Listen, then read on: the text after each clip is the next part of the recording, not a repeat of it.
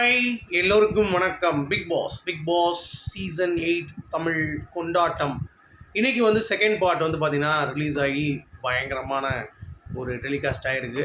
So அதில் என்னென்ன விஷயங்கள் சுவாரஸ்யமாக நடந்தது அப்படிங்கிறதை பற்றி தான் இந்த வீடியோ டிஸ்கஸ் பண்ண போகிறோம். ஸோ வீடியோக்குள்ளே போகிறதுக்கு முன்னாடி நம்ம சேனலில் நீங்கள் புதுசாக இருந்தீங்கன்னா கண்டிப்பாக சப்ஸ்கிரைப் பண்ணிக்கோங்க. வீடியோ மறக்காமல் ஒரு லைக் பண்ணுங்கள். இப்போ நம்ம வீடியோக்குள்ளே போகலாம். ஸோ பிக் பாஸ் கொண்டாட்டம் 2 பார்ட்டாக வந்து பார்த்திங்கன்னா போட்டாங்க அப்படிங்கிறது உங்கள் எல்லாத்துக்குமே தெரிஞ்ச ஒரு விஷயந்தான். ஆனாலும் செகண்ட் பார்ட் வந்து ஒர்த்தாக இருந்ததா அப்படின்னு சொல்லி கேட்டிங்கன்னா கண்டிப்பாக வந்து அதற்கான ஒரு தாக்கத்தை கண்டிப்பாக ஏற்படுத்தியிருக்கு அப்படிங்கிறது தான். ஸோ அதுலேயும் நிறைய விஷயங்கள் நடந்தது. ஸோ சுனிதா கௌரவிக்கப்பட்டார்கள், ரஞ்சித் அவர்கள் கௌரவிக்கப்பட்டார்கள், விஜய் விஷால் அவர்கள் வந்து கௌரவிக்கப்பட்டார்கள். இந்த மாதிரி நம்ம ஏகப்பட்ட ஹைலைட்ஸ் வந்து இருக்குது. ஒரு மிரர் டாஸ்க் வந்து நடந்துச்சு, டான்ஸ் பெர்ஃபார்மன்ஸ் இருந்துச்சு, நாஞ்சில் விஜயனுடைய கடைசி ஒரு போர்ஷன் காமெடி நல்லா இருந்துச்சு, ஜெஃப்ரி விஷாலுடைய ஒரு கானா சாங் இருந்தது, சவுண்டோடைய ஃபேன்ஸ் கடைசியாக வந்து அசம்பிள் ஆனாங்க. ஸோ இந்த மாதிரி ஏகப்பட்ட விஷயங்கள் நடந்துச்சு. ஜாக்லின் முத்து அந்த ஒரு இது இருக்க இல்லாமல் இருக்குமா, கண்டிப்பாக இருந்தது. அப்புறம் விஜய் சேதுபதி என்ட்ரி ஆகிட்டாருன்னு சொல்லிட்டு ஒரு ப்ராங்க் இருந்தது. பவித்ராவுக்கு இப்படிலாம் கோவம் வருமா, என்னம்மா பிக் பாஸ் கொண்டாடுறதுல அடிதடி ஆகி போச்சு அப்படின்ற மாதிரிலாம் வந்து நிறைய விஷயங்கள் நடந்தது. ஸோ ஒன்றா கிளியராக என்ன நடந்தது அப்படிங்கிறதை பற்றி டிஸ்கஸ் பண்ண போகிறோம். ஓகே, ஸோ வீடியோக்குள்ளே போகலாம். நான் ஏற்கனவே கேட்ட மாதிரி லைக்கு, சப்ஸ்கிரைப் மறந்துடாதீங்க. ஓகே, ஸோ ஃபஸ்ட்டு வந்து பார்த்தீங்கன்னா பயங்கர உத்வேகத்துடன் இந்த கொண்டாட்டம் நிகழ்ச்சி ரஞ்சித் அவர்களுடைய என்ட்ரியில் வந்து நடந்தது. ஸோ அவருக்கு 35 வருடம். அவருடைய அந்த எவிக்ஷன் அப்போ அவர் கொடுத்த ரியாக்ஷன், அவர் நின்றுட்டு அப்படி பார்ப்பார்ல, நம்ம பிரியாராமன் அவர்களை பார்த்து ஒரு லுக் விடுவார். அது வந்து பயங்கர ட்ரெண்ட் ஆச்சு. அதை திருப்பி ரீக்ரியேட் பண்ணியிருக்காங்கன்னா நீங்கள் நம்புவீங்களா? அதே மாதிரி தான் நடந்திருக்கு. ஸோ 35 வருஷம் அப்படின்னு சொன்னோடனே ரஞ்சித் அவர்கள் ஒரு ஹீரோவாக, வில்லனாக, கேரக்டர் ஆர்டிஸ்டாக, சீரியலில் எல்லா பரிமாணங்கள்லையும் அவருடைய பங்களிப்பு அப்படிங்கிறது வந்து கொடுத்துருக்காரு. இதில் லாஸ்ட்டாக வந்து பார்த்தீங்கன்னா சும்மா விட்டு வைக்க முடியுமா, வாடா அப்படின்னு சொல்லிட்டு பிக் பாஸ்லேயும் வந்துட்டு அவர் வந்து பார்த்தீங்கன்னா வெளியே வராமல் கடைசி வரைக்கும் அமுக்குன்னு இருந்துட்டு போயிட்டார். ஸோ அதை கலாய்க்கிற மாதிரி கொஞ்சம் கலாய்ச்சி விட்டாங்க. பட் அப்படி இருந்தால் அவர் கோவம் வரல. எப்படி சார் அந்த இதெல்லாம் வந்து பழகுனீங்கன்னு கேட்டோன்னே எல்லாம் அன்பு தான்மா, இந்த உலகமே அன்பால் தான் இயங்குது அப்படின்ற மாதிரி பிரியங்காக்கே அவர் ஆப்படிச்சார். சரி, இவர் அடக்கிறதுக்கு ஒன்றே ஒன்று தான் சொல்லிட்டு அவங்களுடைய மனைவியான செம்பருத்தி கூப்பிடுங்களா அப்படின்ற மாதிரி கூப்பிட்டாங்க. வந்தோடனே அவங்களுக்கு ஒரு சாங்கு, ஸோ பயங்கரமான ஒரு ரியாக்ஷன். அதே மாதிரி அவர் அப்புறம் எல்லோரும் சேர்ந்து பாராட்டு, நம்ம ரஞ்சித் சாருக்கு ஒரு கிஸ்ஸு, இந்த மாதிரி ஏகப்பட்ட விஷயங்கள் வந்து பார்த்திங்கன்னா சுவாரஸ்யமாக இருந்தது. என்னடா அது 35 வருஷம் ரைட்டு, அதுக்காக இப்படி அப்படின்ற மாதிரி அவங்க வந்து ப்ளஷ் ஆக, இவர் ப்ளஷ் ஆக, வேறு லெவலில் அந்த ஒரு மொமெண்ட் வந்து இருந்தது அப்படிங்கிறது பார்க்க முடிஞ்சிச்சு. ஸோ அப்போ முத்துக்குமரன் ஒரு கவுண்டர் அடித்தார், என்ன அண்ணி கன்னத்தில் கொடுத்து எங்களையெல்லாம் வந்து பஞ்சர் ஆக்கிட்டாங்க அப்படின்ற மாதிரி. முத்துக்கு வந்து வேணும் போல தெரியுது, அதனால் நிறைய கேட்டிருக்காரு அப்படிங்கிற மாதிரி தோணுச்சு.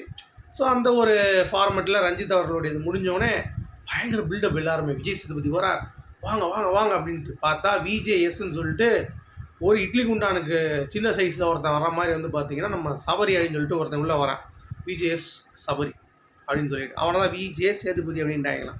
அவன் உள்ளே வந்தோடனே ஜாக்லின் முத்துவையும், அதாவது அவர் இன்டர்வியூ எடுக்காத ஒரு 6 பேர்னால் அந்த டாப் 6 இருக்கிறவங்க எல்லாத்தையும் வந்து நிற்க வச்சுக்கிறாரு, உட்கார வச்சிடறாரு. ஜாக்கு, சவுண்டு, விஷாலு, கூத்து, நம்ம ரயான், இந்த மாதிரி எல்லாரையும் வந்து உட்கார வச்சிடுறாரு.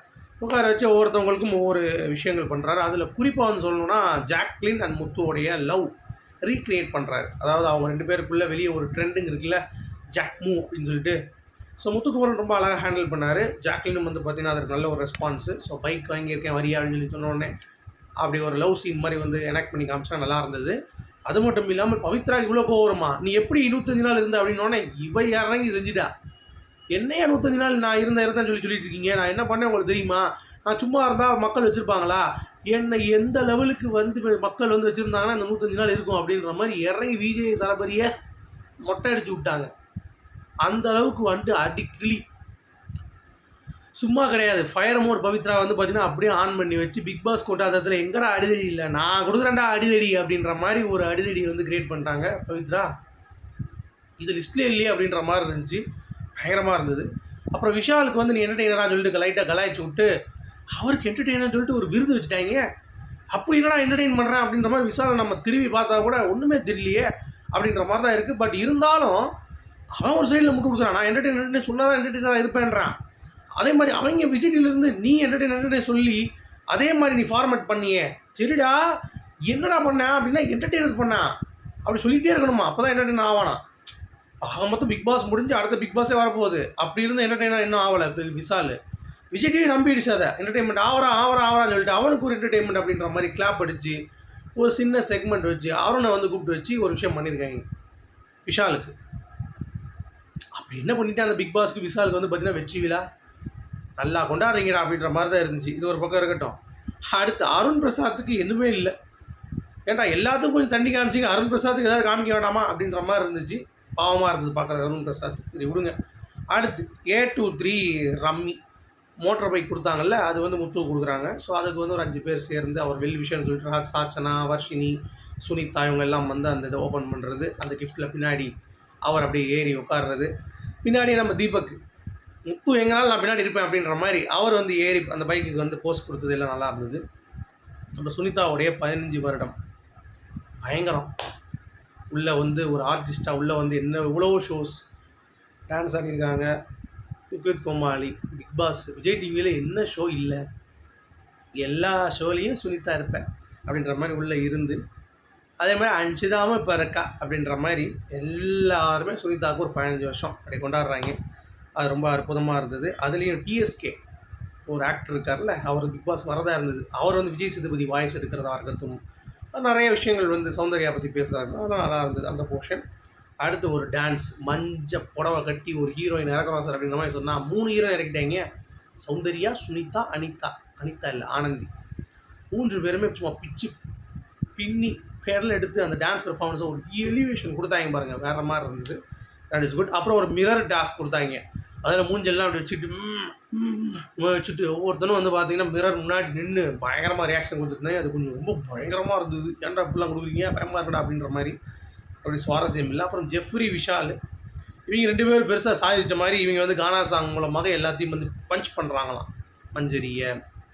அப்புறம் ஒருத்தவங்களுக்கும் வந்து இவங்க வந்து மஞ்சரி கோபுர நீ எஞ்சிரி அப்படின்னு ஏதோ பாடிட்டு இருந்தாங்க. அது பார்க்குறது கொஞ்சம் ஓகேவாக இருந்தது, அவ்வளோதான். அப்புறம் சவுண்டோடைய ஃபேன்ஸ் சின்னஞ்சிறுசுலேருந்து கிளடு கட்டைங்க வரைக்கும் எல்லாம் நிற்கிதுங்க. அது அப்படி ஒரு பெர்ஃபார்மன்ஸு பயங்கரமாக. கிட்ஸ்லேருந்து கிழட்டு பையன் வரைக்கும் எல்லா ஃபேன்ஸும் வந்து நிற்க வச்சு சௌந்தர்யாவுக்கு வேறு லெவலில் ஒரு அங்கீகாரம் வந்து கொடுத்தாங்க அப்படிங்கிறத பார்க்க முடியும். சௌந்தர்யா மிரண்டாங்க. அது ரியாக்ஷன்ஸ்லாம் குட்டீஸ் வந்து கொடுக்க முடியுது சரியா. அப்புறம் கிழடுகள்லாம் வந்து பார்த்தீங்கன்னா அப்படி கண்ணை உருட்டி காட்டினது இதெல்லாம் வந்து பயங்கரமாக இருந்தது. பரவாயில்லப்பா, சின்ன வயசுலேருந்து சும்மா கிழடு கட்ட வரைக்கும் பேனை பிடிச்சிட்டியம்மா சௌந்தர்யா, நீ பெரிய ஆள் தான் அப்படின்ற மாதிரி நம்ம கண்டிப்பாக வந்து பாராட்டணும். அடுத்த எய்ம் எனக்கு வந்து தேட்டரில் தான் அப்படின்ற மாதிரி நம்ம சௌந்தர்யா சொல்ல அதெல்லாம் ஒரு பக்கம் போயிட்டு இருந்துச்சு. அடுத்து நாஞ்சில் விஜயன் வந்தேன். சரவெடி சும்மா கிடையாது. அவன் இன்னொருத்தர் வந்து சேர்ந்து பண்ணாங்க, அது நல்லா இருந்தது. அவங்க வந்து ட்ரோல் பண்ணாங்க. எப்படின்னா சிவகுமார் புக் எழுதுறேன் அப்படின்னு சொல்லிட்டு பிக் பாஸ் சர்வே பண்ணுறது எப்படின்ட்டு. சிவகுமார் நல்லா ஓட்டி விட்டாங்க. நீங்கள் பிக் பாஸ் தப்பாக புரிஞ்சுங்க நினைக்கிறேன். வெளியே நடிக்கிறத உள்ளே நடிச்சிட்டு இருந்தீங்க நீங்கள் அப்படின்ற மாதிரி கலாய்ச்சி விட்டாங்க. அடுத்து பவித்ரா என்னவா நீ பண்ணிகிட்டு இருந்த அப்படின்ற மாதிரி, எப்படி நீ சர்வே பண்ண 105 நாள்னோடனே அவங்க சும்மா இறங்கி ஏய் அப்படின்ற மாதிரி ஒரு குத்து. மஞ்சரி உள்ளே போய் இறக்கி பேசணுன்னே மஞ்சரி வந்து நீ காமெடி தெரியாமல் காமெடி பண்ணுறடா, அதே மாதிரி தான் நான் அப்படின்ற மாதிரி கலாய்ச்சி விட்டாங்க. ஜாக்லின் தான் செம்ம செருப்படி. விஜய் டிவியே ரிஸ்க்கு தான் அப்படின்ற மாதிரி. அதாவது எது ரிஸ்க்காக இருந்தது உங்களுக்கு? விஜய் டிவியில் பிக் பாஸ் ஷோ ரிஸ்க்காக இருந்ததா, இல்லை அந்த 2 செகண்ட் நீங்கள் இது பண்ணது அது அம்பா ரிஸ்க்காக இருந்ததா அப்படின்னோடனே விஜய் டிவியே ரிஸ்க்கு தான் அப்படின்ற மாதிரி. ஏன்னா ஜாக்லின் சமீபமாக போட்டு அடிச்சுட்டு இருக்காங்க. ஜாக்லின் பண்ணுற விஷயங்கள் எதையுமே ஹைலைட் பண்ணுறது கிடையாது.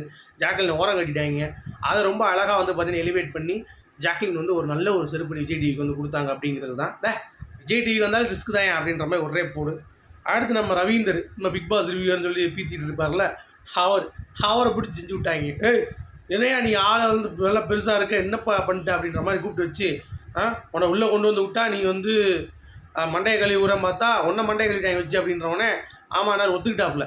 ஆமாம்ப்பா வெளியே நான் கூட மண்டையை கழுவிட்டு இருந்தேன், என்னை உள்ளே வச்சு கூப்பிட்டு வச்சு மண்டையை கழுவி விட்டாங்க அப்படின்ற மாதிரி அவர் வந்து ஃபீல் பண்ணிட்டு இருந்தார். ஸோ அதோடு வந்து பார்த்திங்கன்னா கட்டு பிக் பாஸ் கொண்டாட்டம். ஸோ இவ்வளோ தான் நடந்தது. எவ்வளோ இன்ட்ரெஸ்டிங்காக இருந்தது அப்படிங்கிறத பார்த்துக்கோங்க.